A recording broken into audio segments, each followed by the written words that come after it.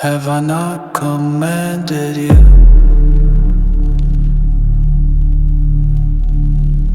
Be strong and courageous. Don't be afraid or discouraged. For the Lord your God is with you.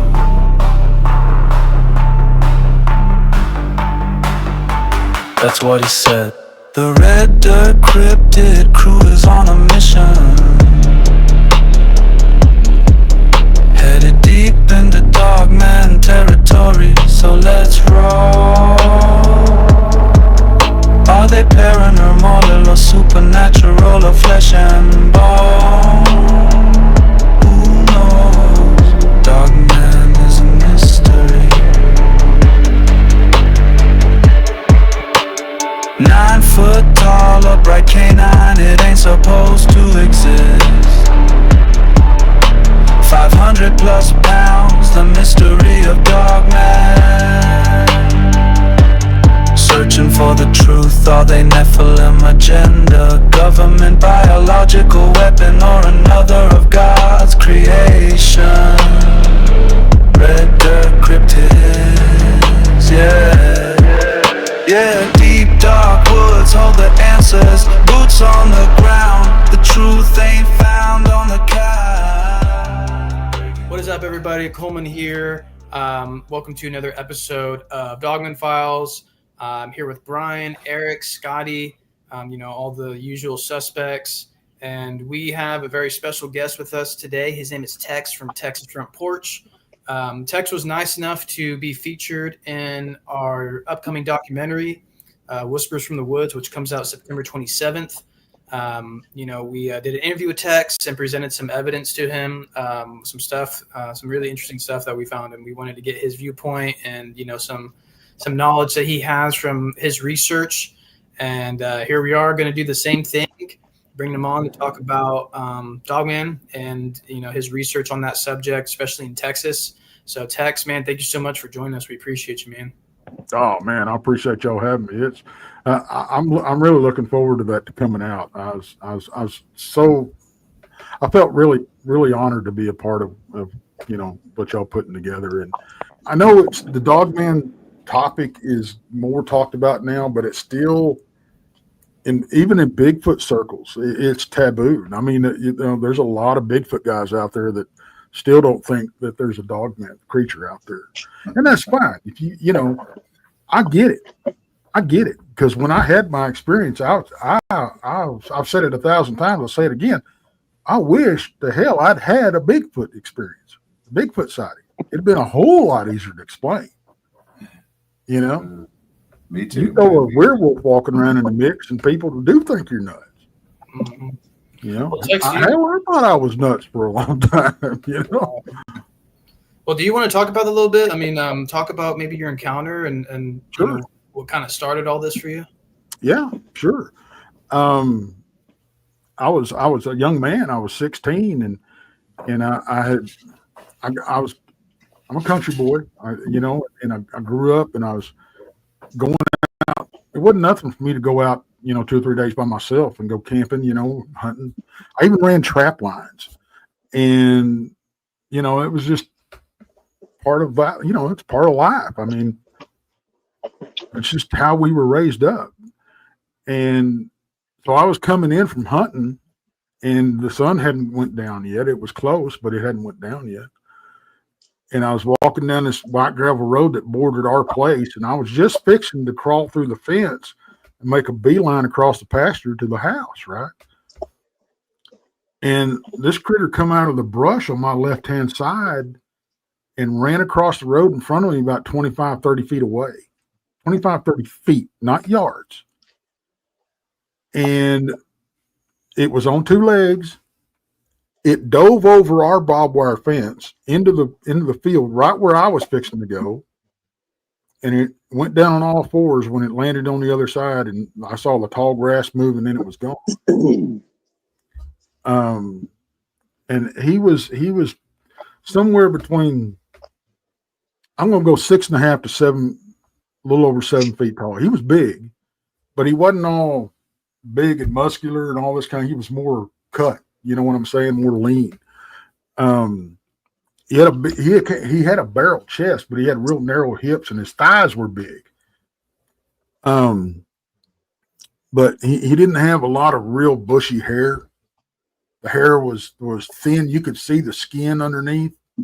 You know that I say charcoal, but it wasn't black like charcoal. It was more of an ash color, a dark ash colored skin. And like an elephant, or the shade of an elephant or a rhino. Yeah, something like that. Yeah. I've never heard that description, but yeah, I couldn't think of it. But the hair was thin. Like I said, you could see it was long, but it was thin and stringy, and it hung down off his arms. I remember it hanging down off his forearms about like this, and off his jaw. I remember hanging off his jaw. And I remember when he was about midways across, he was right in front of me, and he turned his head, and he was mid-stride. He turned his head, and he snarled at me. And I remember what I'm thinking, what am I looking at here? The monsters don't exist, right? But being that dadgum close to him, I did pick up a lot of detail. That's why, people's tried to tell me, even to this day, oh, well, that is a misidentification. You saw a Bigfoot. No, I did not see a Bigfoot. I've seen Bigfoot now. That was no Bigfoot, okay? It was very, very canine. It had a snout, and I know there's, we got to talk about the gugways and the face eaters and all that kind of stuff. They, sometimes they'll be described with a snout. But he had a snout. It was kind of it wasn't the long, narrow wolf snout. It was wide and blunt, right? The teeth were not, a lot of people describe these critters as having these just mouthful of gnarly looking teeth. Not this one. Just like, it was like dog teeth. Wasn't nothing special about it, aside from he was on two legs. But, and the eyes, just brown eyes, just like a dog, brown eyes. His ears were not set way on top of his head. They were set kind of lower, and he had them pinned back. You know how on a horse or a dog would get upset, they'll pin them ears back? His ears was pinned back. Now, between his ears, starting at about where my hairline used to be, he had like, the only thing I could call it was a mane, but it kind of started here and it went back and it went down his shoulders and down his back in a V. Okay. And that was long, shaggy hair. But it was his color. He was, I call him salt and pepper, mostly pepper, but I remember one of the strange things was his hands. They were weird looking. They weren't human. They were human-esque, but they looked like they were almost jointed like a raccoon's hands,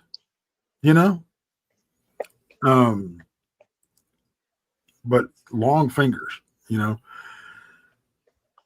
One of the things that really stood out to me, and I say this all the time, because if you grew up, in the country or back in the day, if you want, there was this old wives' tale. If you wanted a smart dog, you get one with black in his mouth. Okay. When he snarled at me, he had pink and black mottled tongue and gums. That right there really sold the canine aspect to me. I mean, that took it, to me, that takes everything out. I mean, to me, and I might be wrong. I don't know. But, and I think a lot of people, we talk about misidentification. A lot of people talk about the backward facing legs, being dog legged. This one was not. He but I can understand where people would think that's what they're seeing, because he was up on his toes and he had a long, narrow heel, but he was up on his toes and that heel bone stuck out, right? So at a glance, you're seeing something looks like a dog. You see that backward facing leg, dog legged. I get that. I do. But I think it may be a misidentification on that end of it anyway. But yeah, I froze. I didn't.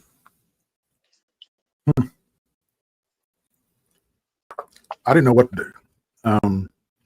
Because, like I said, he jumped the fence right where I was fixing to go through the fence. I had to make up my mind. Well, I wasn't going to follow him in the tall grass. That ain't going to happen. Because once he hit that tall grass and went down all fours, he was gone. So I took the long way home, which took me up the road this way across the front of our place on the road.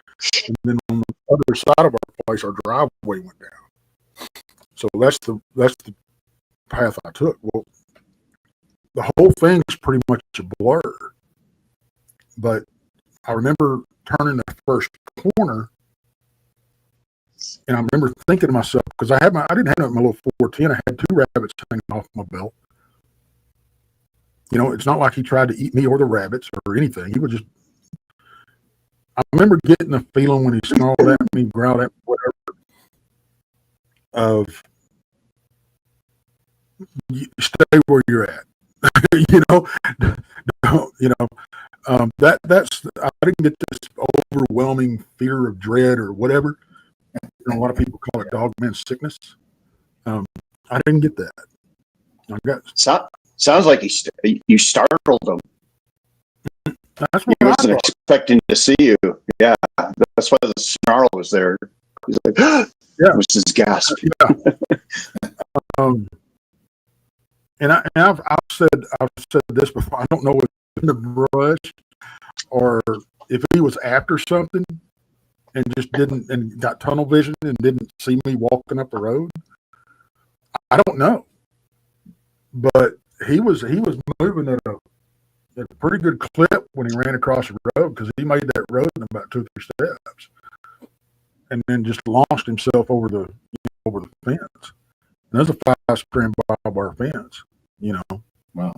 But I walked the long way home, and I remember turning that first corner is about the only thing I really remember. And I remember thinking to myself, well, I don't have any ammo. I got a 3-foot club. Maybe I'll get a swing at him if he charges me again, right? So I went on home, and when I walked in the door, I went in the back door. We lived in a trailer house. And I walked in, and I pretty much collapsed into a kitchen chair and laid my gun on the kitchen table, which was a big no-no in my house. And my mom was in the kitchen. I don't remember what she was doing, washing dishes, cooking. I don't know. But she turned around, and she's probably going to scold me on having the gun, in the kitchen. She looked at me and she says, "Oh my God, what's wrong with you? You're white as a ghost." And I physically tried to tell her. I tried to talk to her, and I could not speak. Nothing would come out. I mean, obviously, I was in a state of shock. So my sister lived about 40 yards away from us on the same property, right? So she calls my sister. She says, "Hey, there's something." And my sister's 20 years older than I am. She calls my sister. She goes, "Hey, there's something wrong with your brother. Get over here." She come over, and it took them the better part of an hour to settle me down enough where I could tell them what happened. And they didn't tell me I was crazy. They didn't tell me I was lying or nothing like that. No, they did try to rationalize, try to have me rationalize what I saw. Maybe I saw something and my imagination ran away with me or something like that. But I stuck to my guns. I'm like, no, this is what I saw. And I stuck to my guns over years. I mean, to the point that we gave it a pet name, we called it Fred.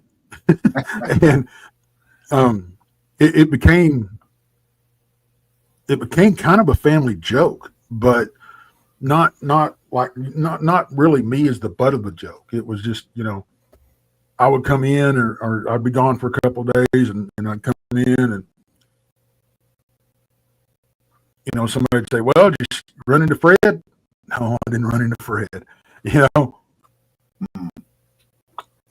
But I had 2 more encounters with what I think was him after that happened. But I didn't see, arguably I saw him once more. But the second time, but I didn't. What you got to realize is I didn't go anywhere for almost a year. I wouldn't venture out. I quit doing what I was doing. If I had to go to the barn, I went loaded for bear. My dad thought I was crazy. What are you doing? Why? You're just going to the barn. Why are you taking it? Oh, well, I'll make something up. Oh, coyotes or bobcats or snakes or whatever, So, if you had to go down and bust the ice in the trough or, feed or whatever you had to do. And if I had to go from my sister's house to our house or vice versa, and it was dark, it was a dead run. For the first time in my life, since I was a little bitty kid, I was scared of the dark, Right. And we had what people call a booger light, which is nothing but a street light that comes on when it gets dark. Okay. But I mean, we were in the middle of 20 acres with hundreds of acres around us. And that's the only light we had, Right. So it got dark. But after a while, I got mad. I felt like I was being bullied.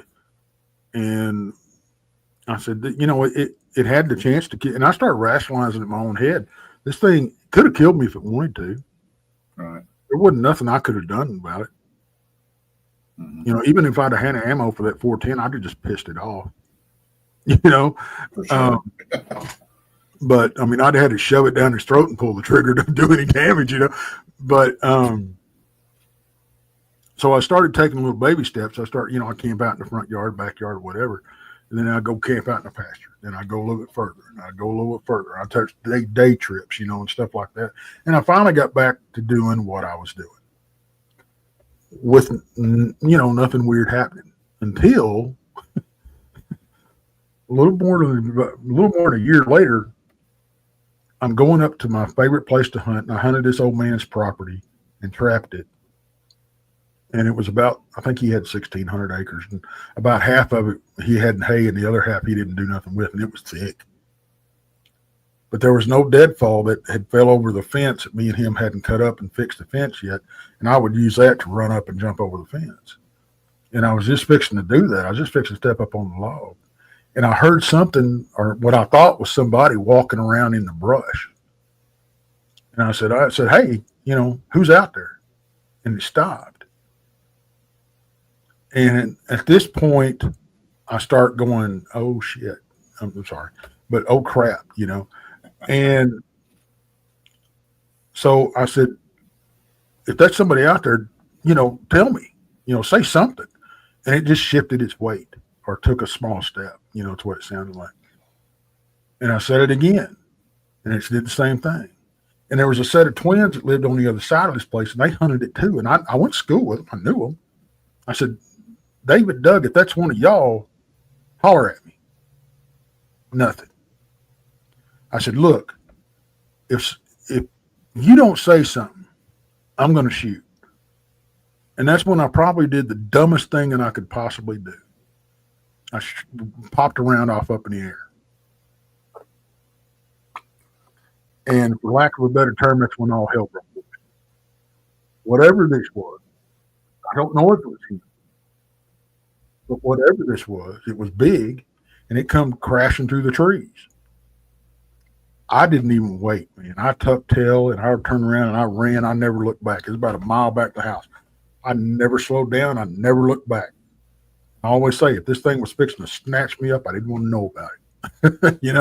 Right. And that set me back on my heels a little bit for, maybe a few months. But there again, I went, well, this thing's had, in my mind, this thing's had 2 chances at me, and it hadn't hurt me yet, And I'm a pretty juicy morsel, so I'm pretty well marbled, But so I started going back out. and I never had anything else happen until one night, about 2 years later, I guess it was. I was at the house by myself over the weekend. They went to see family, whatever, and it became a real bad storm one night. And I love storms, I always have. And I'm looking out the window, watching the lightning and all that kind of stuff. And the backside of our place had that's where the power pole lines went down, right? So I'm watching, and I see the lightning flash, and I see, well, it looks like something standing beside this power pole out there. I'm like, what? And it flashed again, and I'm like, and it looked like it changed positions. I'm like, what in the world is going on? This looks like somebody standing out there by that power pole. And every time the lightning would flash, it would like change position, lean on the pole, and then it would stand up, you know. And I'm like, what? And I got spooked. I started having flashbacks. I was like, oh my God, this thing's, you know, come in the house with me. I got my daddy's gun out and I loaded it, and I wasn't playing. I was going to throw some slugs down range out of a 12 gauge. I wasn't playing, you know. And I called a buddy of mine I went to school with, and I tried to tell him what was going on. He thought I was joshing him. He said, I ain't got time for this crap. Go to bed. Hung up on me. I kept watching this thing out of the kitchen window and the living room window. And finally, I just fell asleep with a gun sitting in my lap, sitting on the couch. So the next day, and it was raining hard, man. So the next day I went out and I was going to see if I could find some tracks or sign or whatever. Of course, everything was washed away. I couldn't find anything. But that was the last time that, and I think I had 3 encounters with that thing. And then you fast forward up to about, I think it was 2015, 2016, something like that. I was at work and I'm thumbing through YouTube. You know, got some downtime, so I'm thumbing through YouTube. And I start seeing these things pop up about this thing called Dogman. And I'm like, what is this? And I start listening to somebody. I said, oh my God, people are seeing the same thing I did. You know, because I got to tell you, folks, you question your own sanity when you see one of these critters. You really do. Because these things ain't supposed to, werewolves ain't supposed to be real. You know, that's Lon Chaney on TV, you know, from back in my day, you know. So, but anyway, I got in touch with this old gal, Danielle Stedman, and I'll tell you what, if you can reach out to her, get her on your show. She's got a hell of an encounter. Mm-hmm. But, and I got a hold of her and started talking to her, and she really helped me put the pieces together, because evidently this thing had been around my place for a lot longer than I thought it had been. Yeah. Because about a year before I had my sighting, we had a dog come up missing, and we started smelling him. Well, he was under the house.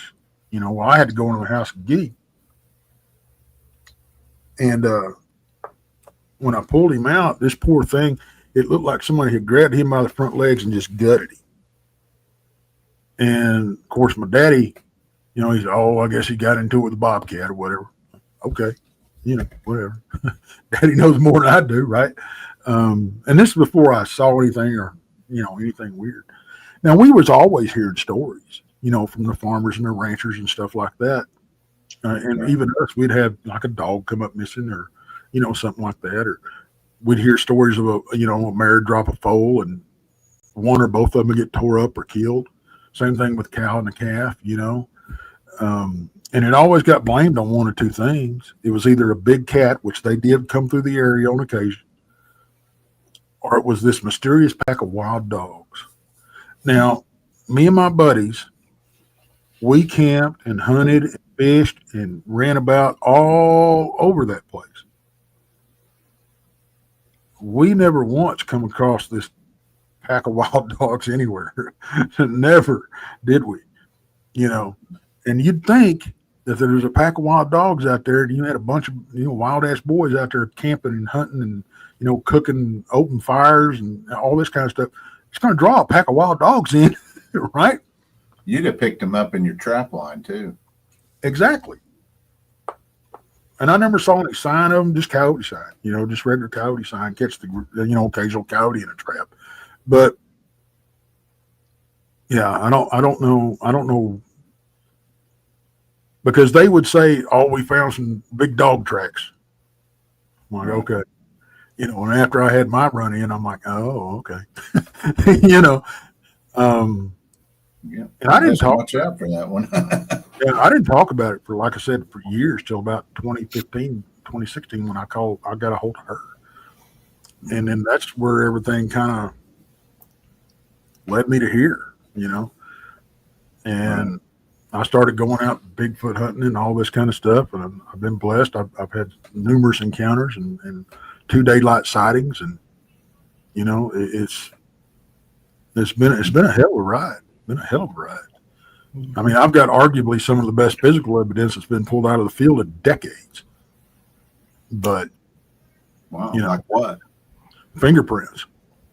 Oh wow. Well, handprint. I've got one that's a. Let's see if I can pull it up. I've got one. The best one that I've got is it's a hand and a forearm, and the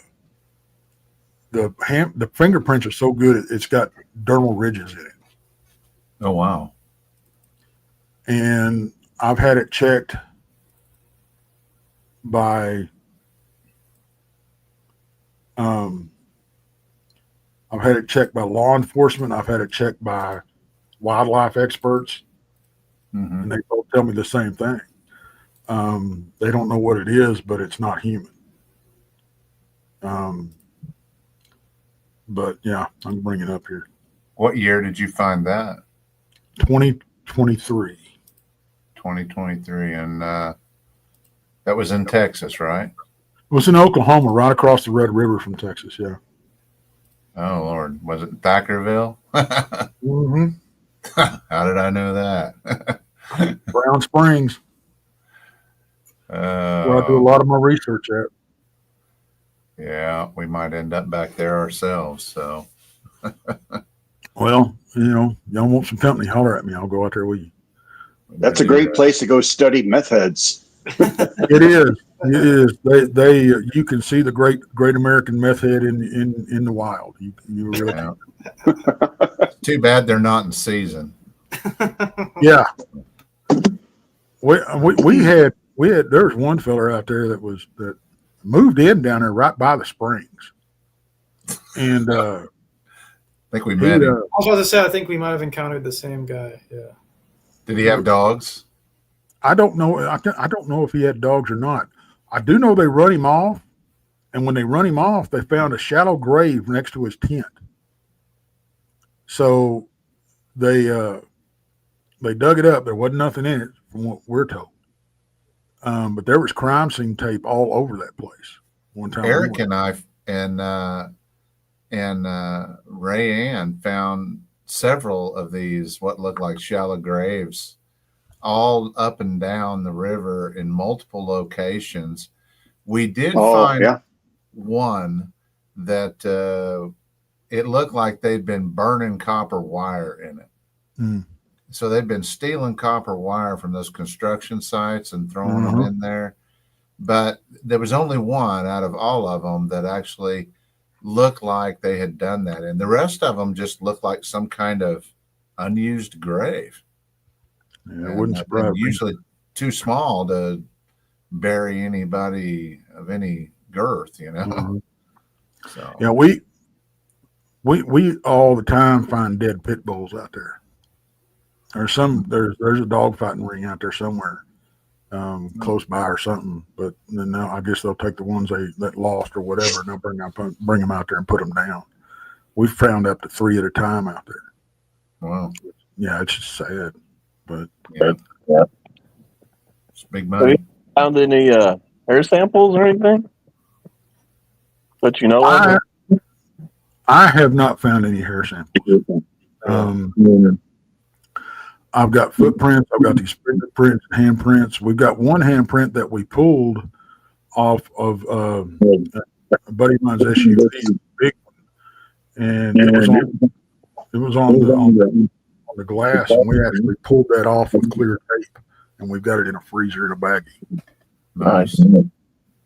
So what you're saying is they've got that gunk on their skin like a Sasquatch does? Well, I think these are Sasquatch. I think. Oh, You know, now I don't know. You know, right.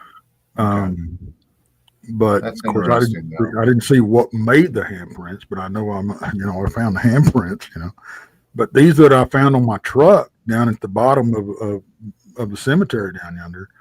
Now these were small handprints. They were smaller than anybody's on the team. Like I said, the dermal ridges, they were all, and none of them were above like the bed rail of the truck, you know, they were all reaching up. So it's like they were either hunched down or they were real short, one of the two. But we identified 3 separate sets of prints. Wow. And that one I've got ready to pull up is the best one that we've got. But Yeah, do we want to? Do I need to give you permission to do that? yeah, you're going to have to share, bring it up on the screen. Let's see here. See if I can figure out how to do this. Share screen. Share screen is 2 monitors. I'll share screen. It should be right there beside my picture, and it should just say add to screen or whatever. I may have to trim this up a little bit here.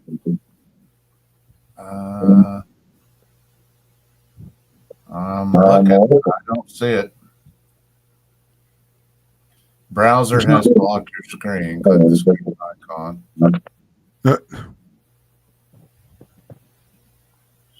Leave studio.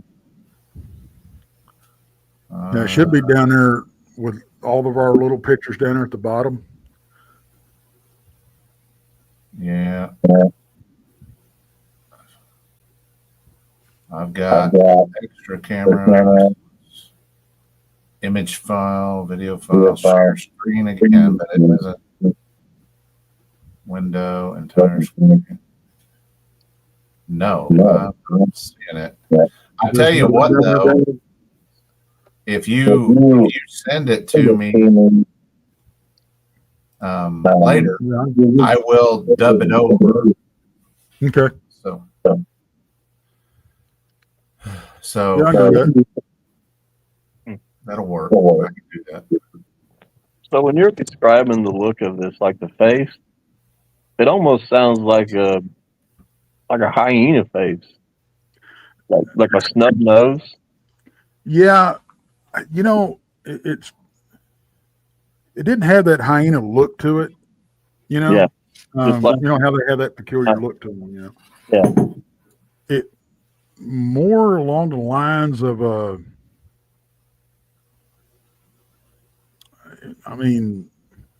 almost a mastiff. Oh yeah, okay. Yeah. Yeah, I got you. Top snout, you know.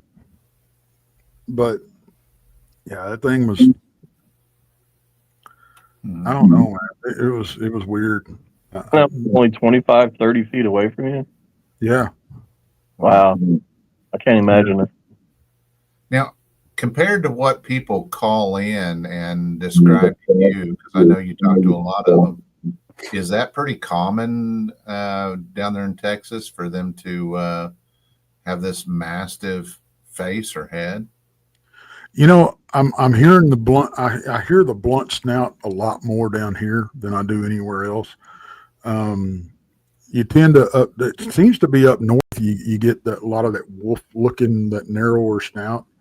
But most of the ones that I've heard about was, had that short blunt snout. Wow. Okay. Is there like a color that's more common down there in Texas? Black seems to be black or dark brown seems to be the prominent color. Black, really. We do have reports of a white one running around out here in Texas too. That it's actually been seen on the place where we're doing our investigation. Supposedly, there's 5 different dogmen that are on that place. So I think I caught one on camera, but my camera was crap. I was walking around out there by myself one night, and he had his back to me, and he was probably about 20 yards away, and he was in the trees, but on the edge of the tree line. And I didn't have enough light to make him out, and I really didn't want to walk into the trees with him. no. But and unfortunately, you know, like I said, all I had my phone with me, and you know how that goes. But Well, getting Dogman pictures is pretty tough. I think there's less of them out there than there are the Sasquatches, but that's just my opinion. oh, there absolutely. But there is you know, it's tough to get a Bigfoot picture, but Yeah. it's even tougher to get a Dogman picture. So you talk to people, eyewitnesses, on a regular basis. Have you started to like patch any patterns or anything together, or anything that you consider to be some kind of consistent thing that in behavior or mannerisms or anything like that? You know, for some reason it seems like they get their jollies out of scaring the hell out of you. Like it's intentional. It's like I don't know if they're just naturally that intimidating or if they enjoy it, because I've gotten so many reports of them playing with car door handles and even door handles in a house and tapping on windows and all that kind of stuff. It's like, Right. you know, and almost looking in and grinning at them. I mean, it's There we go. There's the grin. like they're like terrorizing us. You know. Yeah. Well, I mean, I've kind of started to draw that conclusion. I'd say that, you know, I would say almost 50% of the case files that I've got, I'm going to say that it appears that they're intentionally showing themselves to the eyewitness. And probably a third of the case files, when they do this, they smile. Yeah. And so it's like a reoccurring.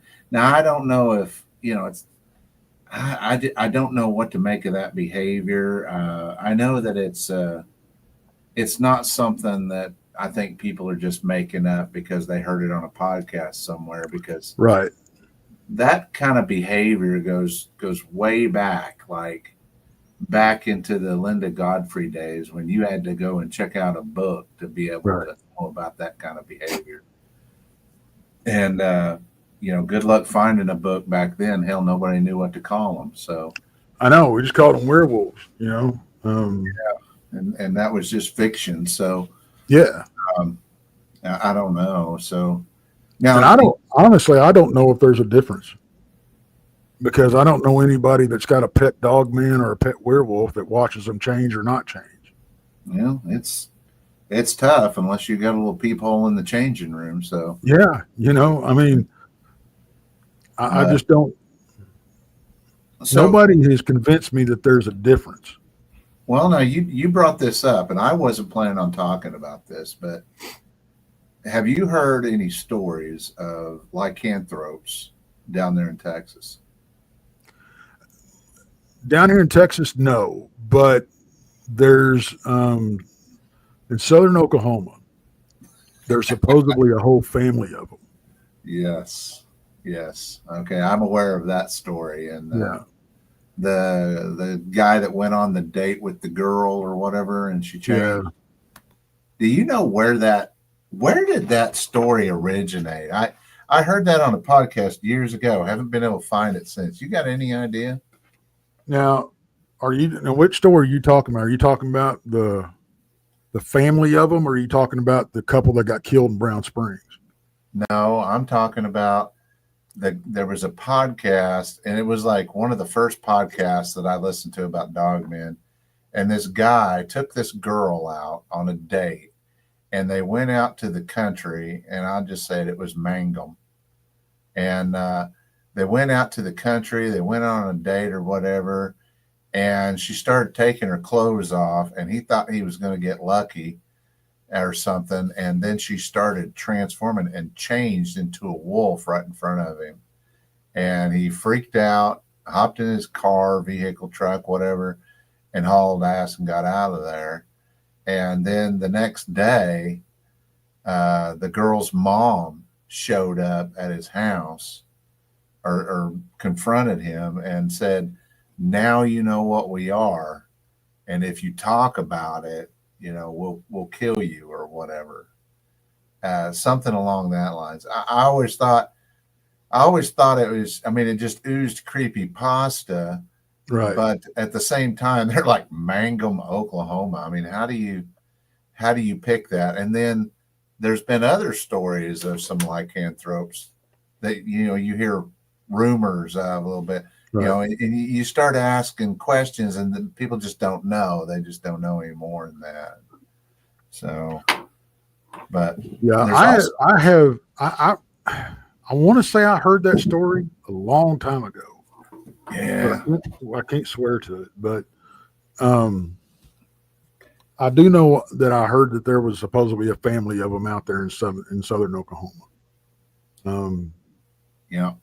And Now, personally, I'd like to find out where and how to get a hold of them because I'm dumb enough to go knock on the door. Yeah. That would be an interesting. Have a body cam or something, but Yeah.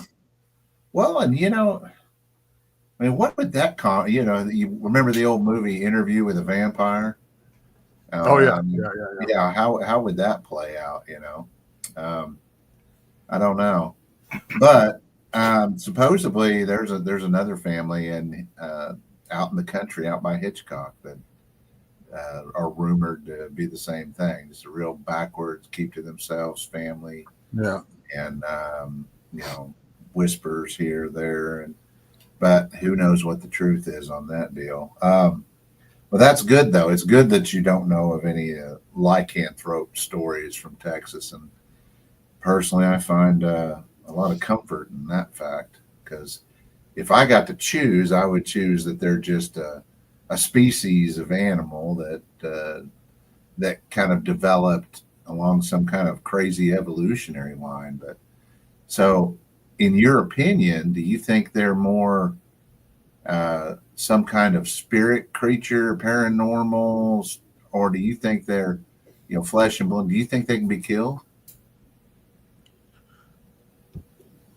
I think anything can be killed. But now how, I haven't a clue. Right. Yeah. I mean, what? Well, I hope you get a clue before you go knocking on people's doors, asking them if they can turn into a wolf. Well, I'll tell you this much. If I put 8 rounds of 45 into something and it don't drop it, I guess I'm done for. Yeah, it is what it is. What a way to go. What a way to go. You'll have a good story to tell in heaven, right?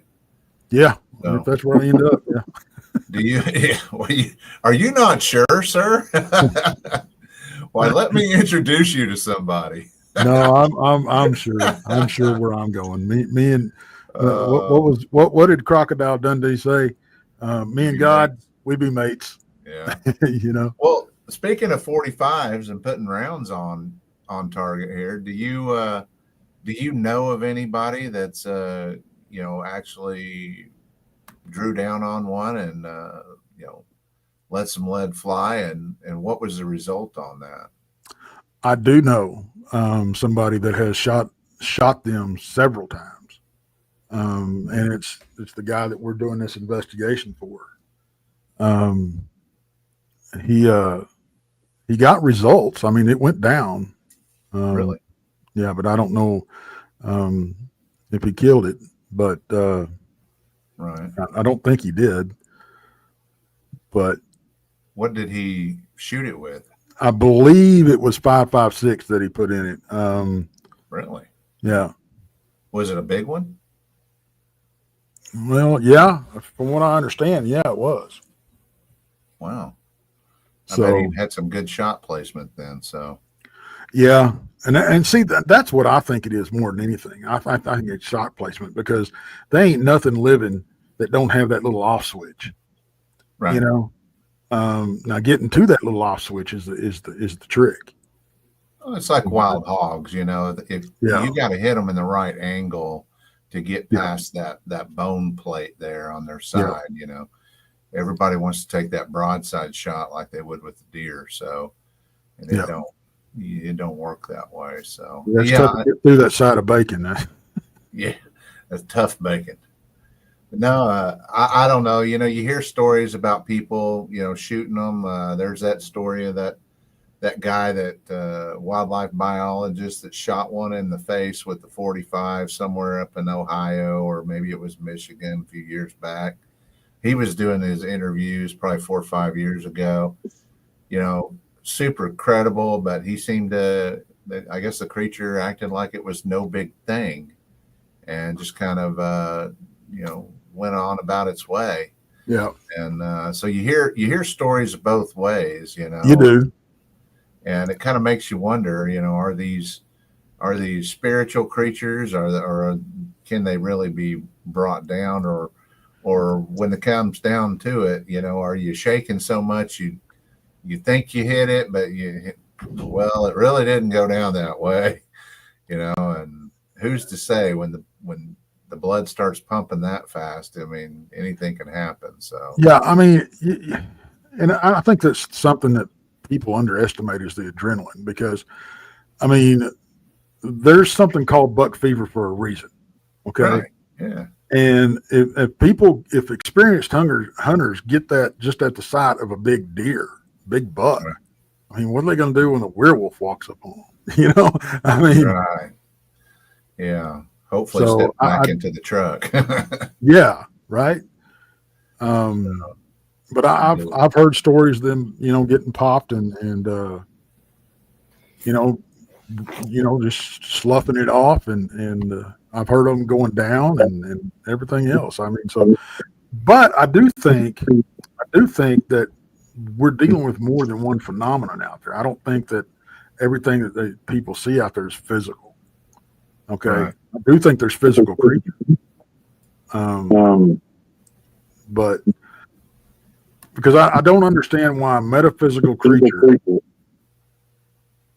and I'm coming back with somebody who speaks. I don't know who it is. But Yeah, let's all mute, I think, while Tech's talking, just be safe, so that way we can avoid echo.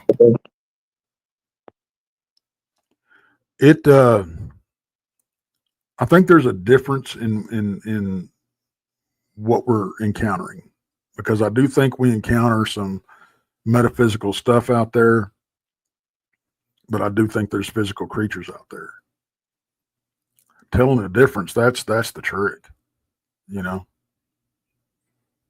So And how much of this stuff is almost like a, for a lack of a better term, topla or tupla. what's that? Well, it's basically something that you manifest yourself because you want to see it so bad. You know? Okay. I see what you're saying. I mean, we you know, you've heard people talk about this person brings a weird vibe to something. You know, they got bad juju or they got a bad vibe around them or whatever. You know. Yeah. Right. You know, you take somebody out in the field, and I've run into this. You take somebody out in the field, and you have all kinds of hinky stuff going on. You take somebody else out in the field, and you don't have nothing going on because they don't want nothing to do with this person. And so, I don't know. I think there's a lot of the spiritual and paranormal aspect to a lot of stuff that we do. You know. So let me ask you a question about that guy that shot one. Was there any blood or anything like that left over? Any sign? No. Now he's also shot at these pale crawler things too, and they left behind a black goo. is what he said. Yeah. Yeah. A what? A pale crawler? Yeah. Rake, whatever you want, ghoul, whatever you want to call them. Yeah, that's something that I'm going to be very happy to never see. So, yeah, it's something different. I'm telling you, it's a weird thing to see. I never thought I'd see one. Yeah. But Tex, I wanted to ask you something. You know, I know for us, like one of the things we're trying to do is because so many people talk about, when it comes to Dogman stuff, people kind of talk about, I think, general same thing a lot, and it's important. Right. But I know for us too, what we're kind of wanting to do is we're like trying to get some answers a little bit, and like. So one thing I want to ask you, because you're actively researching specifically like the Dogman stuff and the Dogman phenomena. I know with Bigfoot, with Sasquatch, there's the stereotypical understanding of like what Sasquatch behavior is and activity is. Like everyone knows about the wood knocks and the vocalizations, and they travel in large family groups and everything like that, and et cetera, all that stuff. Samurai chatter. We get with Dogman, though, I feel like research is really behind on that and like finding like distinctive behavior. So, in your time researching this, with you're talking about this area that you've been kind of looking at and researching, having activity. Have you been able to kind of decipher any distinctive behavior with these creatures at all? I mean, is there anything that makes them stand out where you could like identify and say like, okay, this is kind of uniquely Dogman, or no? Not really, no. We've been using the same tools that we used, when we're out looking for Bigfoot. And we're not really ones to go walking around out in the woods going, here, Bigfoot, Bigfoot, Bigfoot. We don't do that. Right. We've had more luck letting them come to us. And because they're curious. And these critters are the same way. They're curious too. But they tend to not travel in groups. Now, this place that I'm investigating is different. They kind of run around in a pack, but they also run around by themselves. I think they like this area because nobody lives there. It's 2,000 acres with a spring-fed creek on it. More game than you can shake a stick at. Have you noticed that they hang out around water similar to a Sasquatch, or is that not nearly as big a deal as it is for them? No, I think it's just as big a deal. I think one thing that I've, as far as reports and stuff, one behavior that seems to be, it seems like to be a pretty good common denominator, is graveyards. And I don't know why. But a lot of sightings come around graveyards of Dogmen. Now, I don't understand why. It's interesting you bring that up, Tex. I think one of our prior episodes, I don't remember which one, it might have been the cynocephaly.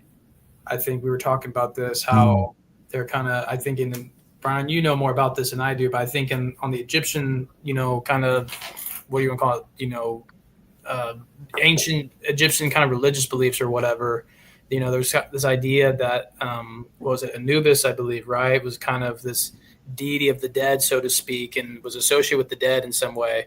And I've noticed that as well. You hear a lot of reports of these creatures being spotted in cemeteries, and there's that one video that's really popular of what many believe is possibly a Dogman digging up that grave. I can't remember the location or name of that cemetery, but you might be familiar with what I'm talking about. Now, obviously, I need to do more research. Ohio or something. Yeah, that video's always been very interesting, but I'm glad you pointed that out because that's something I've noticed as well. And of course, Brown Springs, the activity you've gotten and we've gotten as well now at this point at the cemetery there, so that's interesting. That's an interesting observation for sure. Wow. So, do you think that these and that's just kind of, I'm shifting gears here a little bit, but seeing as how this is about Texas, Do you think there's any relationship between a chupacabra and a dogman? No, I don't think so. Unless, well, and the thing about it is, like down in South America, the chupacabra is a totally different critter than what we call it in South Texas. Puerto Rico too, yeah. The thing down in South America and Mexico, it's more of an alien looking critter. Right. Up here it's a dog looking critter. Well, I did have a guy that I ran into out by Canton Lake that I asked him if he'd ever seen anything weird out there, and he told me that he had seen a chupacabra, and I asked him to describe it, and he basically was describing a mid-sized dogman. Yeah. And so he interpreted that as a chupacabra, and I just kind of couldn't help but wonder. But do you guys get chupacabra reports? I mean, it is a canine. No, we really don't. I think we have extreme lack ourselves. So I think I may have had two, but that that's it. Now, what we're finding though, what's weird is dogmen being seen in suburban areas. Yeah. We have a little bit of that ourselves. So, and what are they doing when people? I think they're dumpster diving and looking for easy meals for cats and small dogs. I think that's what's happening. I think they're like any other predator. If they get pushed out of an area, they're going to be looking for an easy meal. Right. If they find out that they can get around without being seen, Mm-hmm. they're going to do it. A lot. Then there's so many people moving in, that these things are getting pushed out of the. We're moving in their backyards. Mm-hmm. I think sightings have been on the rise, and I think they're going to keep climbing. I really do. Even out there where I grew up and had my first sighting, my first encounter, it ain't nothing like it was when I grew up out there. You go out there. When I lived out there, you can shoot a 22 in any direction, not have to worry about it. Now you can't hardly throw a rock in any direction. Yeah. Urbanized. Yeah. Yeah. Well, I mean, that's. You got people from California moving in, calling the 911 out there because there's a possum in the front yard and they don't know what it is. That's a true story. Yeah. They wanted the sheriff's department to come get this thing out of this big rat thing out of their front yard. It's like you moved in its front yard, not the other way around. Deal with it, people, or leave. Well, I've had city folks do the same thing, so it is what it is. But think about it. I mean, I live in the suburbs. I've got possums and raccoons running around. My dog gets after them about once or twice a month in the backyard. Right. So, and on a rare occasion we'll see a coyote. But mm-hmm. I mean, we still have coyotes run down the street every once in a while. They travel, and I think the same thing. They travel these creeks and these concrete creeks that we don't run offs that we've got around here. Right. How it is down here in Texas. There, even most likely in the suburbs, you still got a patch of woods that's not very far away. Right. And you've got water. Little cats and little dogs are prime targets, man. Well, I think suburbia is. I think that there's a phenomenon where it's like they're there, but I think that people are even more oblivious to their presence, especially at night, than even a Sasquatch. I mean, I think Sasquatch can come into suburbia at night as long as they are not of exceptional size. Oh, absolutely. And be mistaken for, a tweaker or something like that. Yeah. But, I think a dog man could come in as long as they're operating on all fours. I think they can kind of come and go very easily without being seen, and raid dumpsters, raid trash cans, and and I think that as long as they're on all fours, and a person is not within a certain distance of them, I think most people would just assume, that it's just a normal canine and that they're seeing somebody's dog, at a distance, and they're just kind of misjudging the distance. So I think personally, my opinion is, I think a lot of people are seeing dog men and they're not recognizing them for what they are. And I cannot argue that at all. Yeah. I think that people run across their tracks. And I think they're smart enough to know, well, this is a canine track, but if it's more than 5 inches in diameter, it doesn't really hit them. Hell, most people they can't tell the difference between something that's 5 inches and 8 inches.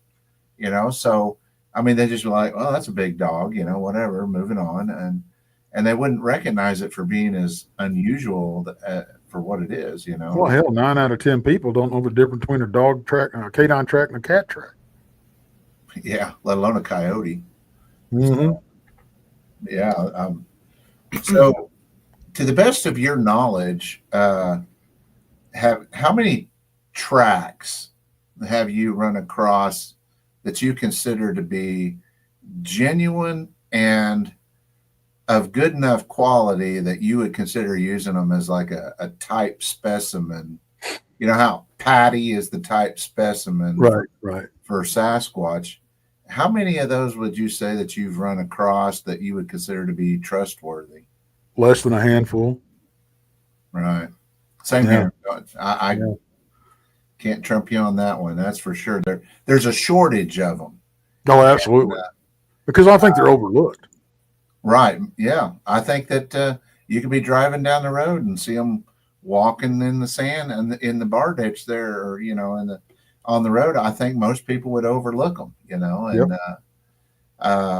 So yeah.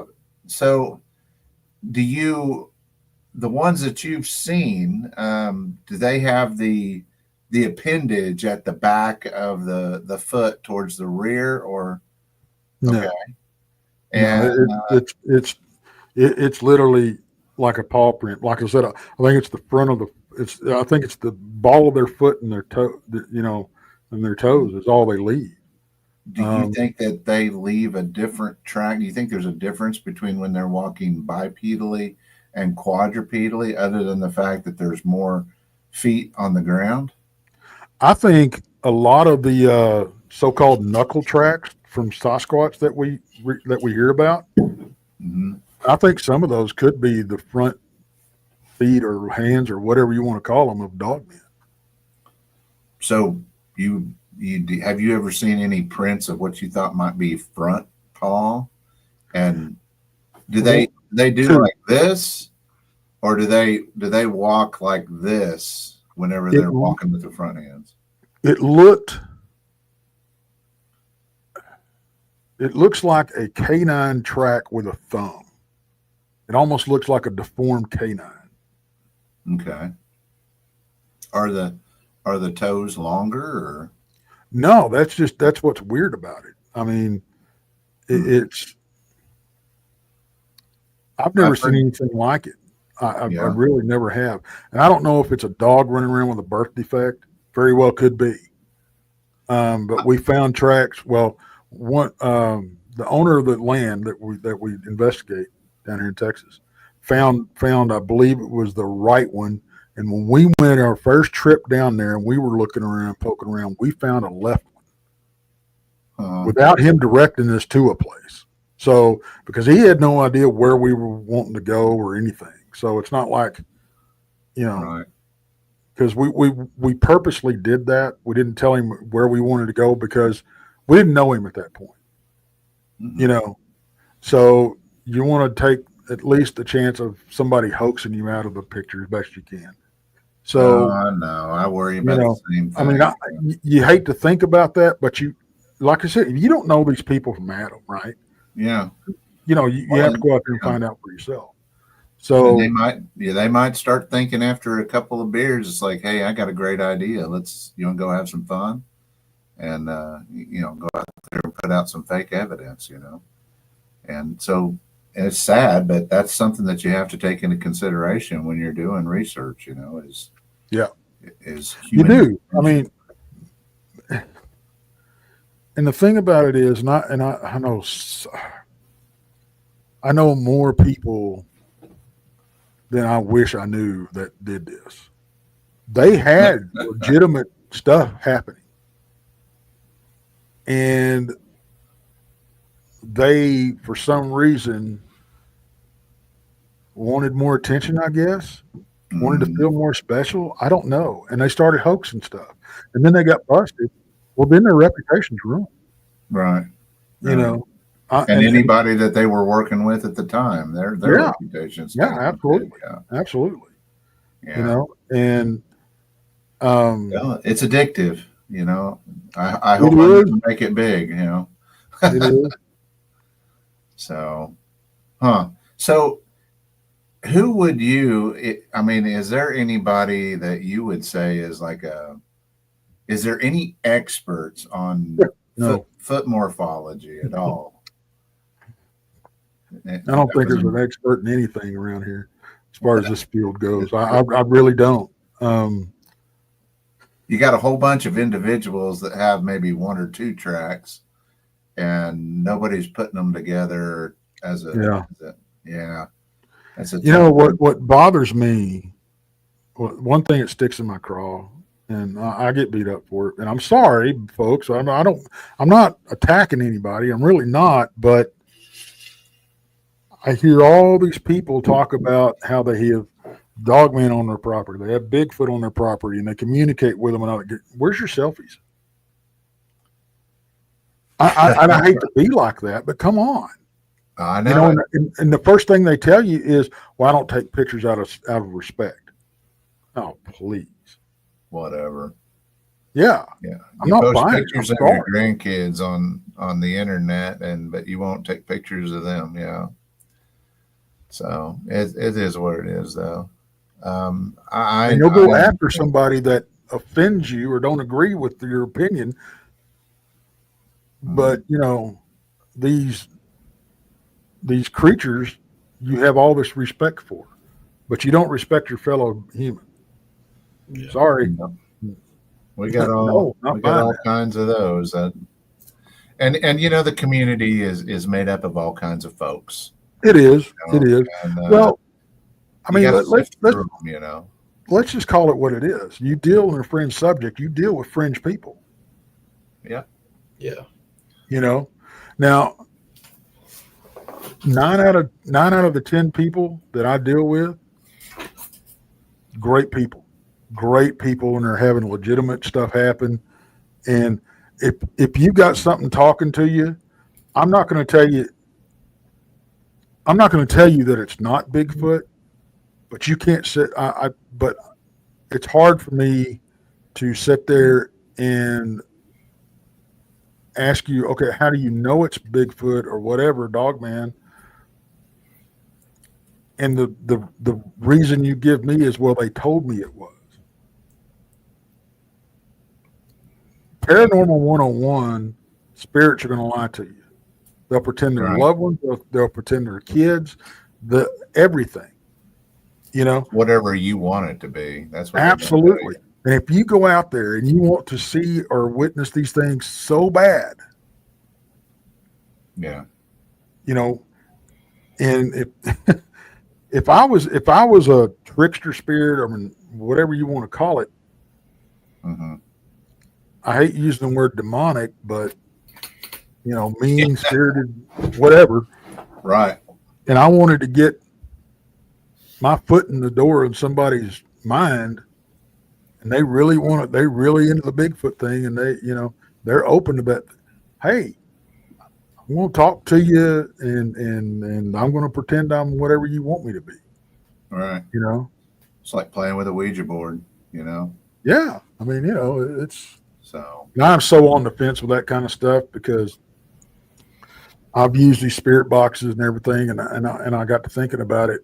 And I'm like, even going out there for EVPs and stuff, how's this any different than a Ouija board?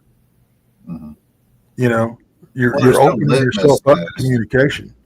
Yeah, there's no litmus test for demons. I mean, you can ask them, to praise the Lord or right. Jesus, but I mean, most spirits wouldn't say that either. I mean, you don't know that, so there's no true litmus test. I don't. Well, same thing with I have so many people tell me that they have encountered these dogmen or even Sasquatch and rebuked them in the name of Jesus, and they go away. But then you have just the opposite. People telling you just the opposite, that, they prayed with me. What? And my thing is, one thing, and I've got dear friends that claim to communicate with these critters. Okay.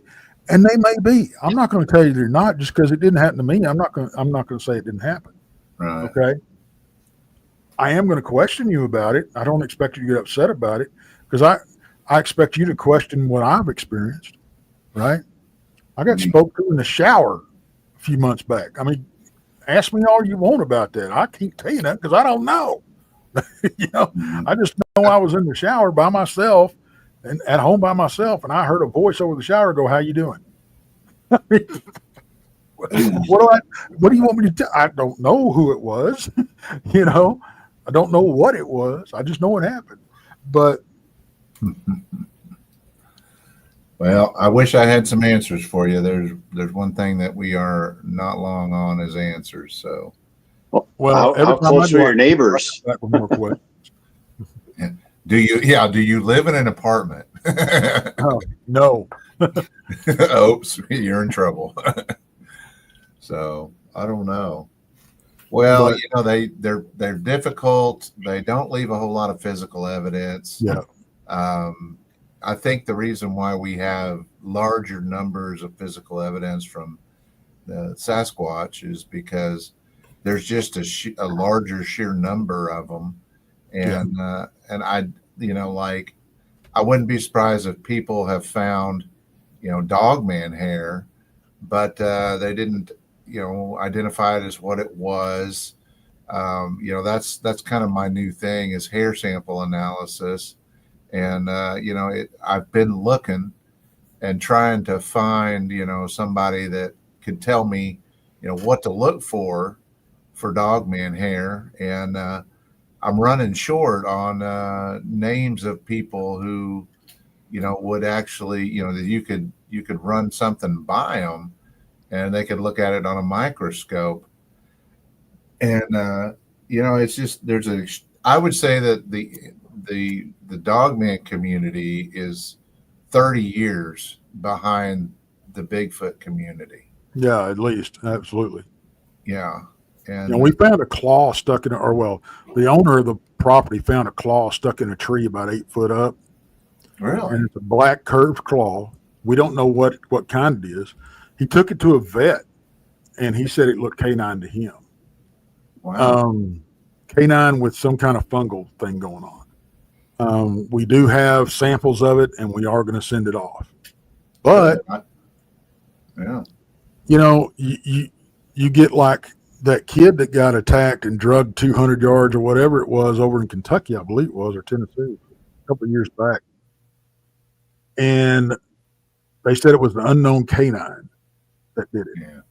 Okay, so I send my dog's DNA off, and you can tell me he's got 35 different freaking breeds in him, but you're telling me this is unknown canine? No, I'm not buying that. Sorry. Yeah. Well, and it depends on what happened. What time it happened. If it was 6 months ago, then they should be able to do all that. That's just a couple of years ago. I mean, it hadn't been that long, and the technology was there. That's when they were even doing environmental DNA at that point. So really, okay. And I was going to say, Melba Ketchum got bit because they didn't have a certain subspecies of black bear in the DNA registry entered yet. Yeah. and she bit on that one, and it made her look bad. So yeah, they drug her through the mud. yeah. She was a scapegoat. That's all that was. Oh, well, it's kind of like I've told some people, it didn't really matter who it was. The first person that went to bat with that was going to get both barrels. Yeah. So, and that's the way traditionally anybody that brings forth anything controversial to the scientific community, they're always going to get both barrels. The first one in line. So, but unfortunately, but yeah, we need more academics on board with the Dogman phenomenon. You don't happen to know of anybody that is an actual scientist or somebody in the academic community that has seen one of these things, do you? The closest as far as a scientist or biologist or whatever seeing one of these things, no, I'm not. I haven't been privy to that conversation yet. Right. Well, I think the North American Dogman Project had a couple of people in their group at one point in time that did have a science background, but one of these days I need to hunt those people down. But I don't know if they're even active with the group anymore, or what their status is, or what. So, right. Or if they were an eyewitness or not, because that kind of makes all the difference in the world. So, but anyway, maybe we'll look into that at a later date, and we'll see. So, well, that's all the questions I had for you. I'm an evidence guy, and I wanted to pick your brain as much as I could personally about physical evidence stuff. Does anybody else have any questions for him? I have a couple that I wanted to get to, Tex, if I could. They're kind of random a little bit, but I just want to get your take on it. Let's see here. I made a little list to keep track of it. So vocalizations, audio. Is there any key details? I know, like Brian, for example, was asking like characteristics of like footprints. What maybe you look for to determine like a credible footprint versus a non-credible. Right. Is there anything with like possible Dogman vocalizations? Do you look for the audio? Yeah, sorry, I think I cut out for a second. That was weird. A little glitch on my screen. But yeah, is there anything you look for, whether it's on like a spectrogram or any characteristics you look for to determine like difference between like a wolf howl, a coyote howl, or like legit Dogman vocalization? We look, as far as the spectrogram goes, we look for something that's out of because it's pretty easy to find the frequencies of the known animals in the area, and then you have the human frequency, and if you can rule those two out, you're either looking at a Sasquatch or a Dogman, in my opinion. Okay. Now, sometimes it's tough to determine which one it is because a lot of times they sound a lot alike. The greatest audio that I know of and was caught by Gary Spike Sr. on his property, and I've got it. I mean, it's I can send it to y'all and y'all can listen to it.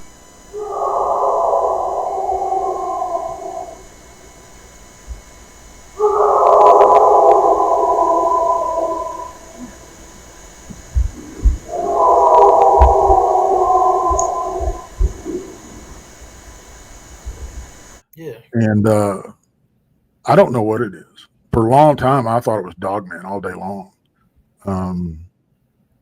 But I don't know. I really do not know. It sounds canine to me, but it's right.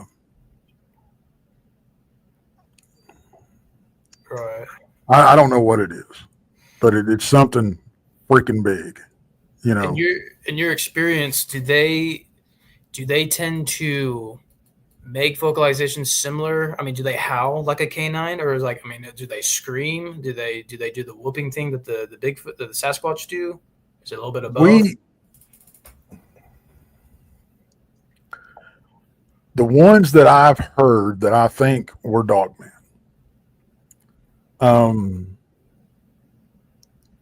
It's almost a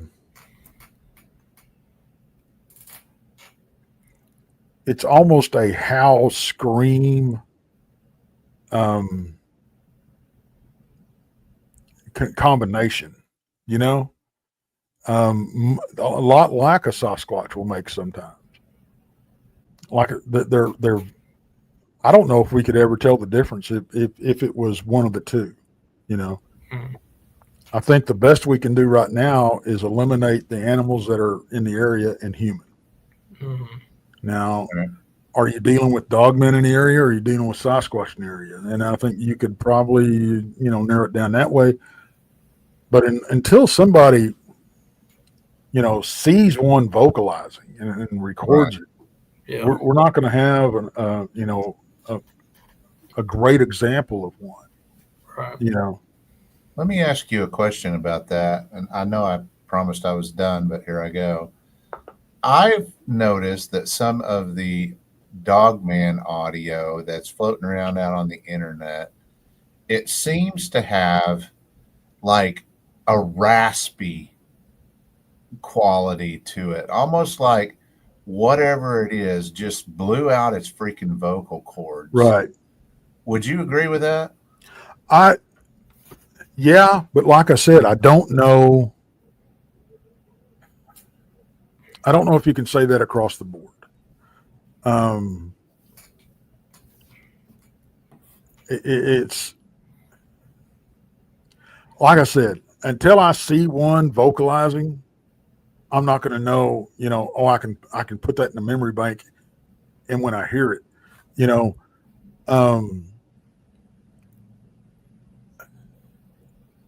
I don't know. It's just so hard because I've heard so many calls. I do know that that one howl that is recorded from Gary and has been heard 2 more times out in Brown Springs. What it is, I don't know. He claims it's Bigfoot. I thought it was Dogman for a long time. I let Chester Moore listen to it, and he says, man, the closest thing, and it's not that close, and it's not one. He said the closest thing it can even remotely come to being would be a howler monkey, but it's not. So I don't know what in the world we're hearing out there. I really don't. I got screamed at one night, and we got screamed at twice. And I don't know what that critter was. Now, what's weird is when it did it, for some reason, my mind went to female. I don't know why. It was higher pitched. Maybe that's why. But the problem with Brown Springs, you've got Dogman and Bigfoot roaming around. You know, who knows? Well, they're almost always in the same area. Is that your? I mean, I think you know, and I've heard people talk about how they nest together. They're like roommates or whatever. I think they tolerate each other. I really do. I think they're like any two apex predators. They don't want to get into a fight for, you know, I think it happens, but it's rare because, I mean, you know, they don't want to spend the calories. 2, they don't want a chance of being injured because such a small injury out in the wild can go septic. I don't care what you are. You're not immune to that stuff. It can happen, right. You know? I think that's why we hear so much about bluffing. You know, even in everyday animals, they're going to bluff before they'll do anything else. You know, they're going to fighting is a last ditch effort. You know, and that's survival mode at that point. And I don't think these things just go around picking fights with one another. I just really don't. I think they tolerate each other. I think they move through the same areas, maybe sometimes at the same time. I don't know. What are the relationship? Hell, it could vary from troop to, you know, from troop to troop with, you know, or pack to pack, however you want to look at it, you know. have you ever heard, and this is kind of a spontaneous question, Brian, you'll kind of know why I'm asking this, but have you ever heard anyone describe, or have you personally heard anything that you would compare or describe to like an alligator or like a crocodile growl or hiss? I heard, I guess you could say it was kind of like that. We were up in the cemetery in Brown Springs, and there was 4 of us, and we were a single file line, and we were in the back of the cemetery, and I spotted a big game trail, and I said, "Let's go down this game trail." And I took 2 steps. I was on point, and I took 2 steps toward that game trail, and I get right in front of me, and I felt it as much as I heard it. You know, and with a gator, the gator will do that. You know. But that's probably the closest that I've heard that what you're talking about. Yeah. I just asked that not to, because I got a couple more questions. I know you got your show you got to get ready for, and I don't want to hold you. I just want to ask that because I know Brian and I heard some in Southeast Oklahoma that was really unexplained. I don't know if we told you about that, but it was really weird. And it was us and multiple other people there with us that heard it. And it was so loud. And the only thing, we went back and we listened to different stuff. And the only thing we could kind of come close to was like a crocodile hiss or growl or whatever. Right. And then we actually interviewed some eyewitnesses, totally unrelated, totally different part of the state over in northeastern Oklahoma. And without prompting or anything, they were talking about some audio stuff they're hearing, or, stuff they're hearing from, where they're at. And described it the same way. They said the closest that we could find was an alligator growl or a crocodile growl. And we just, me and Brian looked at each other like, man, that's crazy. So I was just curious to see maybe if you've heard that same thing. Cause that's I've been hearing that lately too. I've been hearing other eyewitnesses say like closest thing I can describe it to is the alligator thing. So I just, it's something very interesting there. I think that might be getting overlooked a little bit, and I don't know. So. Well, I mean, yeah, I guess that it does. I mean, that's because it's so deep and it's so guttural and it's so, like I said, you can feel it as much as you can hear it. Yeah. So yeah, it's a good comparison. So I got just 2 more questions, Tex. I'll leave you alone. I wanted to ask you, I know you touched on this a little bit, me personally, right.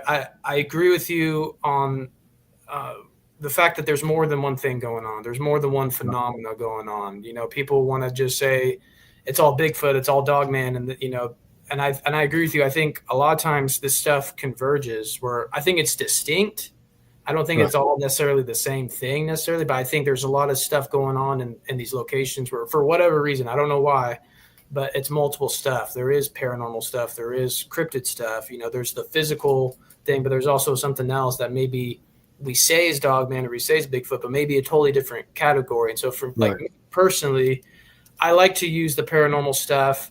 Now I do agree. I think people take it too far, and I think people are opening themselves up in a dangerous level when it's like, I'm mind speaking to Dogman or Bigfoot, and they're my spirit teachers and they're ascended this and that. Like, I do think that's dangerous ground. And I think for a lot of reasons, but I do think there is legitimacy in like paranormal research to say, hey, here's something that we can, catalog and say, this is somewhat, we could maybe say this is distinctively paranormal or cryptid, and, trying to weed through things a little bit, I guess. So I wanted to ask you with like the Dogman stuff, or I guess anything really, but I guess specifically Dogman, do you use tri-field or EMF meters, or have you ever used Geiger counters, or, anything like that? I know that's more like UFO, but is that anything that you've tried out in the field or anything, or seen people use with any? Yeah, we use all of that.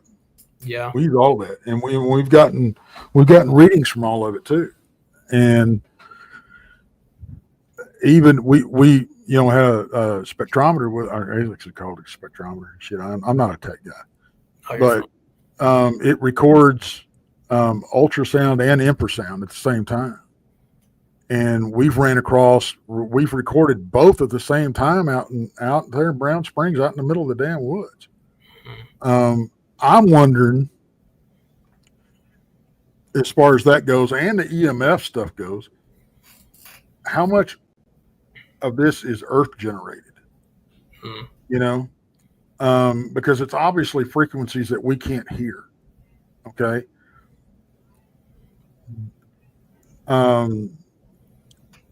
Geological sounds are limitless, coming from so far underground, and, different types of materials rubbing together, everything. So we've recorded that a lot. We had a Geiger counter hit that was really strange. It was like a 2x2 area above a grave, but only at night. And it was a reading it fell somewhere between a microwave and a chest x-ray. Wow. So, I mean, what do you do with that? Right. EMF meters. Yeah, we use them. I mean, I was not the first, but I think I was among the first to really put it out there that I started using a paranormal team alongside when I was doing cryptid investigations, because we were running into so much weird crap, and they had the tools to capture it better than we did. Right. So we started using, I started having a paranormal team out in the field with me. Well, and of course we start using all this other equipment. So I don't think there's a tool you can stick in your belt that you don't need as far as that goes. Because, I mean, let's face it, if we're not picking, if we can say, well, this looks like, a possible paranormal activity, we can rule out a bunch of stuff on the cryptid side of it. I mean, hell, we went up there one night and in the cemetery again. Of course, I love going up there. It's such an active place. Yeah. And there was 5 of us. 3 of us had experiences, and 2 of us were 20 yards away, had totally different experiences. But we were all having experiences at the same time. And it went from, feeling real weird and lights going off at the same, different types of lights going off at the same exact time and having to be physically turned back on. And one person's light, my headlamp and her big 6x9 LED light that she had that you could dial the intensity up and down. Both of those went off at the same time. We had to physically turn them back on. And when she turned hers back on, the sensitivity or the intensity button thing was reversed.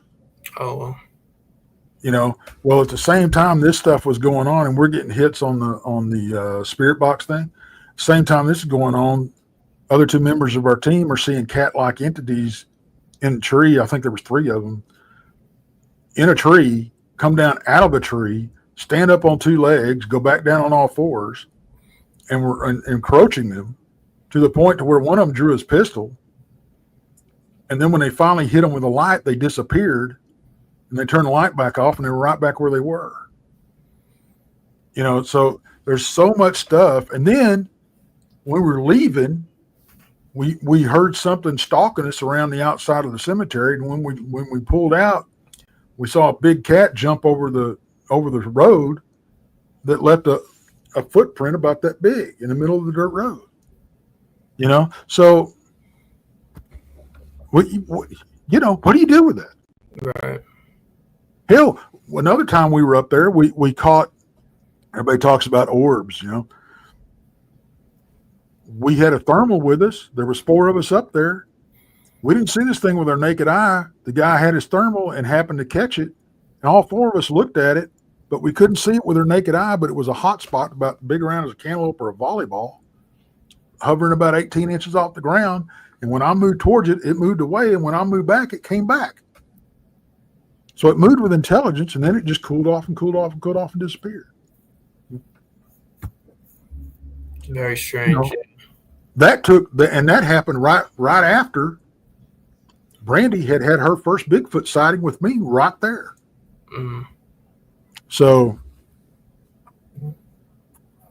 I mean, it really gets tough to separate the stuff. It really does. So I don't think there's a tool that you can cram in your tool belt that you won't use. Yeah. Yeah, I agree. Yeah, I think it's important to test all avenues. You know what I mean? Absolutely. And, there's so many different possibilities of what could be at play. Like we are saying, could be all these different things happening at once. It could be, that there some of these things there may just be something more to them. I don't know. So you gotta, if you're gonna research, I feel like you have to be open to these other possibilities for sure and have stuff to, for sure. So I appreciate what you said there. And last question, Tex. Man, what is your general advice? Like I said, I know we're trying to up our game personally with Dogman research. We definitely, like Brian was saying, like I feel like this field is really far behind, in regards to, comparison like Sasquatch, for example. We've got the Jeff Meldrums of the Bigfoot world. We've got, the all the, the Sierra Sounds, all this stuff, Patterson Gimlin, Paul Free, whatever, we have a lot of things, highlights of Bigfoot research. And, as much as a mystery as Bigfoot is, like, I feel like there's some things that we can be pretty confident in because so many people have done research on this, with behavior and all this stuff. I feel like Dogman's still such a mystery still. Not that Bigfoot obviously isn't, it is, but Dogman, I think even more so. So what is your general advice for people trying to research this, whatever it may be, whether it's research methods or, just, pet peeves you have about, what we need to be doing better as researchers, like just the floor is yours, whatever you want to say. Like I'm really interested, to hear it. I think one thing that we really need to focus on, and I'm bad about it, I'm horrible about it, and that's documenting stuff when it happens. Okay. Because when you get back to camp, that's not the time to remember. Okay. Document it as it happens. I don't care if you record yourself talking about it or if you physically write it down or whatever. You don't want to just document what you saw. You don't want, if you happen to catch on something on a video, you want, give your best description, and recording yourself is the best option, I think. At the moment, you don't want to go back and try, well, what, I remember it being this way. No, get it then, because it's fresh, and the mind naturally will start filling in blanks as you try to remember stuff, as you try to recall stuff. Get your gut reaction. I think that's very important. Also, if you have multiple people encounter the same thing, as soon as it happens, split off, record your what you experienced, and then compare them. Because that's going to give us, if you're experiencing, if 5 people supposedly have the same sighting, but they all see something different,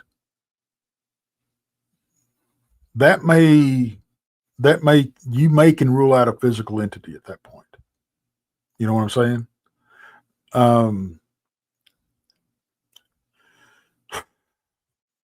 I think one pet peeve that I have in both camps, I'm going to call them camps, on both sides of the aisle, however you want to look at it. The physical flesh and blood folks, apers, I guess, some, on the Bigfoot side of things. But flesh and blood folks, and God, I hate this term, woo folks or metaphysical folks, whatever. We need to talk to each other, and we both need to be willing to go, what if? If we can just do that and we can learn from each other, that's going to take us leaps and bounds. As far as researching Dogman, I personally take the same approach that I do with Sasquatch, and it seems to be working. Because I think they inhabit the same areas a lot. And now, speaking from the physical aspect, they need water, they need food, they need cover. Both of them need those 3 things. So you're going to find them in the same places, I think. you may go out there and you may get a report. Oh, I saw a Bigfoot. But you may go out there and find out that it wasn't Bigfoot. You know what I'm saying? And vice versa. You know, people say it's Dogman, and you may go find it. You may find, because I don't think Dogman. I think one difference between Dogman that I've seen at Dogman and Bigfoot reports and stuff is, and I'm not a big tree structure guy. I mean, it has to be a lot before I'll go, okay.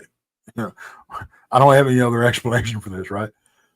But you don't see that associated with Dogman as much. Yeah, some people, they'll say, oh, you know, I got Dogman on property and they built a tree structure. But that's rare, you know. So I think that's one thing that's one difference between the two that would help us go, okay, we're seeing these other signs in the area. And I think small game being killed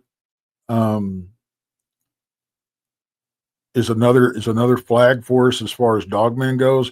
Another thing weird about Dogman that I've found out versus Bigfoot, when they kill dogs that are around a place that annoy them, Bigfoot will just toss them to the side or carry them off or whatever. For some reason, Dogmen tend to throw them under a structure.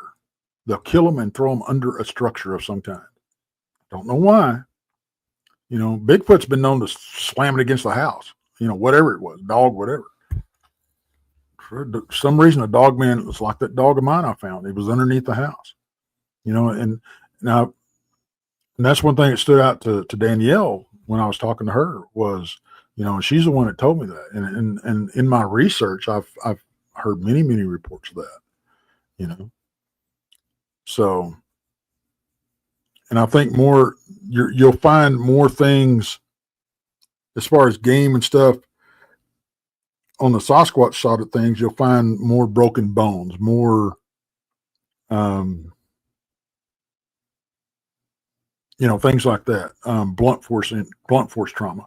With Dogman, I think you're going to find it more tore up, possibly, you know, being fed on.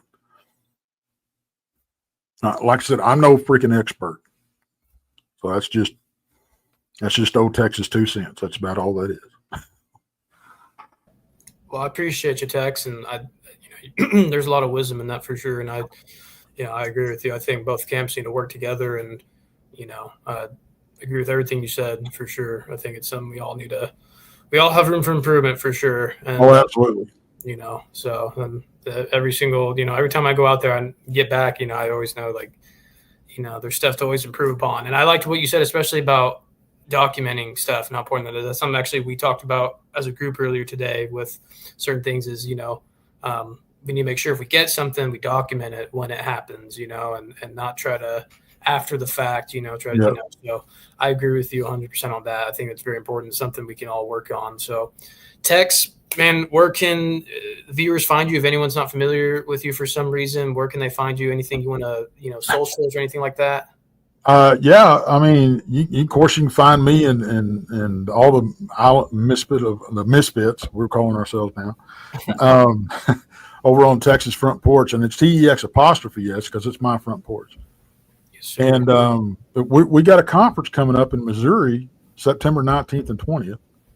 And man, it's turned into, it's snowballed on us. It's a 3-day event now.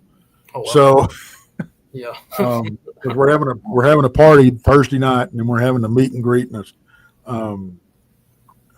Christopher Garetano's screening his new film Friday night at the meet and greet, and then we're having the conference proper on Saturday, and then the ghost hunt Saturday night, and then we're also having a gallery reading.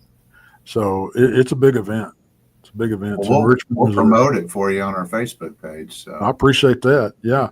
I'll send you some of the posters that we've got made up and stuff. It's called the Crossing Realms Conference, and you can get the tickets. We still got vendor slots available, guys. Nice. Yeah. But it's going to be a good time. I don't go anywhere and not have a good time. I'll just tell you that.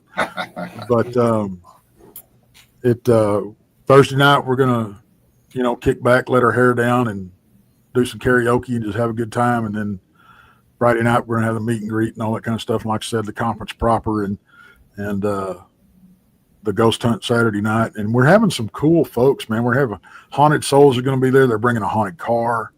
Oh, cool. It's going to be really cool. It's going to be really cool. Heck yeah. Well, yeah, for you guys watching this at home, if you for some reason are not, subscribe to Texas Front Porch, obviously go there and subscribe, check out his content. Texas got a lot of good stuff, and obviously if you're able to make that conference he's talking about, definitely do so. That sounds like it'd be a lot of fun. I wish I could go. Honestly, that would be a blast. So, and Tex, man, I'm serious when I say this. Like, I really hope, especially Brown Springs, I know we definitely have intentions of going back there at some point sooner than later, maybe. And I would love to link up and investigate with you. I think it'd be a lot of fun, and I think it would be fruitful for sure. So, but I don't have anything else. Brian, Eric, Scott, you guys have anything to add or anything like that? No. No, thanks, Tex. Thanks for joining us today and sharing your story. It's been a pleasure, and I really appreciate y'all having me on. It's been great. I'm going to have y'all over on my side of the fence. We'll set that up. Sweet. Yeah, yeah. I know we'd be down. We have a good time doing that. So, all right. Well, everyone, like I said, go subscribe to Tex. Like I said, that conference you brought up, look into that. If you're near the area, if you think you can make that, definitely go do so. Like you said, they're still available, so definitely do all that. And if you're not subscribed to Red Dirt Cryptids, obviously give us, follow, subscribe to our stuff, like all that good YouTube stuff. And we will see you guys next time. Peace. Have I not commanded you?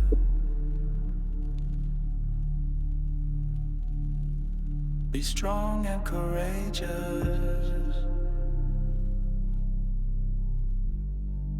Don't be afraid or discouraged. For the Lord your God is with you.